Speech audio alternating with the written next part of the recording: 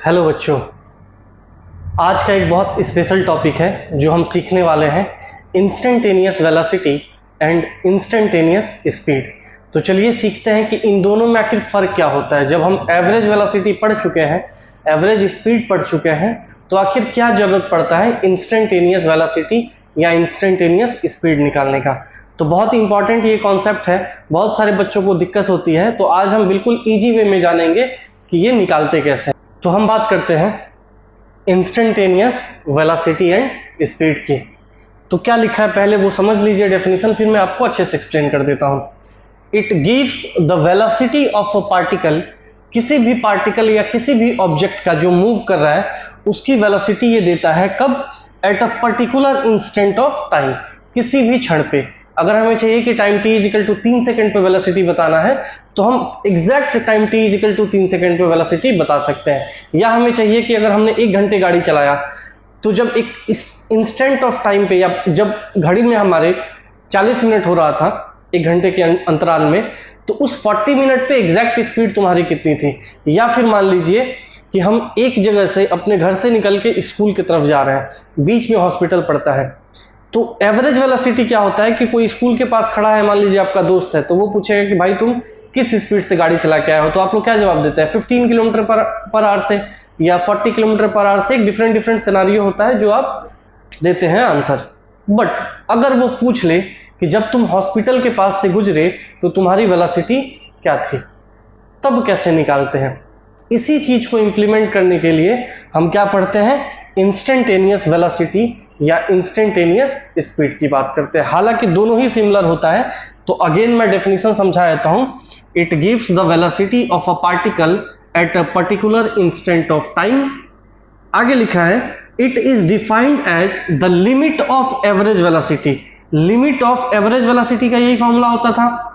Limit delta T tends to zero करने का मतलब होता है कि कोई चीज बहुत क्या हो जाए, छोटा हो जाए। तो कोई बड़ा सा एवरेज वेलोसिटी है, उसको एट अ इंस्टेंट पे फाइंड करना है, तो हम क्या करेंगे? लिमिट टेंस टू जीरो कर देंगे। ऐसा करने से ये जो टाइम है वो एक क्षण पे निकाला जा सकता है। तो उसके लिए आता है dx by dt। Differentiation use होता है छोटे सेगमेंट को दिखाने के लिए। होप सो इतना समझ आ गया होगा आपको।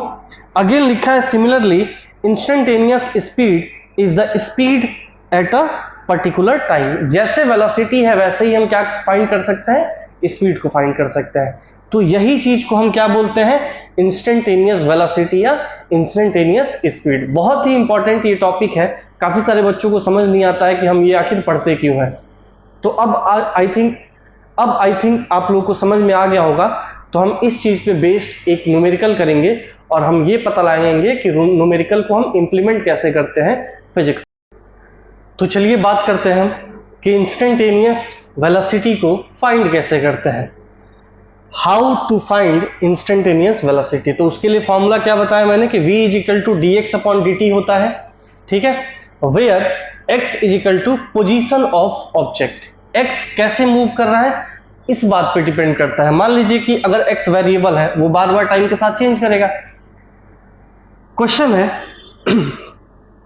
अगर पोजीशन दे रखा है एक टाइम के वेरिएबल में 3t square plus 2t plus 6, पूछ रहा है आपसे कि find the velocity at t is equal to 2 second. आपको एक पोजीशन दे रखा है जो टाइम के साथ क्या कर रहा है? वेरी कर रहा है, और आपको यह बताना है कि time t is equal to 2 second पे एग्जैक्ट क्या था, वेलोसिटी कितना था। तो सबसे पहले हम वेलोसिटी निकालने के लिए dx अपॉन dt लिखते हैं। अब इसी d की जगह पे ये x जो है वो इसको रिप्लेस कर देंगे, 3t square plus 2t plus 6 upon dt। अब बच्चों आप लोगों ने बेसिक डिफरेंशिएशन तो सीखा होगा। डिफरेंशिएशन अगर आप नहीं जानते हैं तो मैं आपको यहाँ पे जो फॉर्मूला यूज होने वाला है वो मैं बता देता हूँ। x to the power n का अगर हम डिफरेंशिएशन करें x के रिस्पेक्ट में, हमेशा ध्यान रखिएगा डिफरेंशिएशन x के रिस्पेक्ट में कर रहे हैं, x to the power n का, तो फॉर्मूला होता है nx n माइनस 1, ठीक है।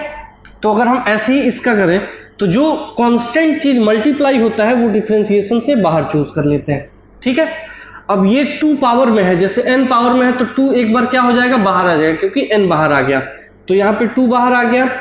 t पे एक पावर हम कम कर देंगे, प्लस अगेन टू क्या है, कांस्टेंट है, इसको बाहर रखेंगे, टी पे पावर 1 है, तो टी पे पावर 1 का डिफरेंशिएशन क्या होता है, 1 होता है। क्यों 1 होता है वो मैं बताता हूं। टी पे पावर 1 का अगर हम डिफरेंशिएशन निकालें तो क्या होगा, पावर यहां पहले आ जाएगा, टी पे पावर 1 कम कर देंगे तो आंसर क्या आ जाएगा, 1 इंटू टी पे पावर 0, आंसर 1। तो ये चीज प्रैक्टिस से आता है कि आप डिफरेंशिएशन जाकर के आराम से प्रैक्टिस करें। कांस्टेंट का हमेशा डिफरेंशिएशन 0 होता है, तो आंसर क्या आ गया, 6t प्लस 2, ये हमारा क्या आ गया, डिफरेंशिएशन आ गया। अब हमें वेलोसिटी किस पे निकालना है, at t is equal to 2 second पे, तो यही t का वैल्यू हम 2 से रिप्लेस कर देंगे, 6 इंटू 2 प्लस 2, आंसर आ गया हमारा 14 मीटर पर सेकेंड के स्पीड से क्या हो रहा है, गाड़ी चल रही है। तो बहुत इजी है ये चीज, आप आसानी से समझ सकते हैं इस चीज को, सिर्फ आपको बेसिक डिफरेंशिएशन आना चाहिए।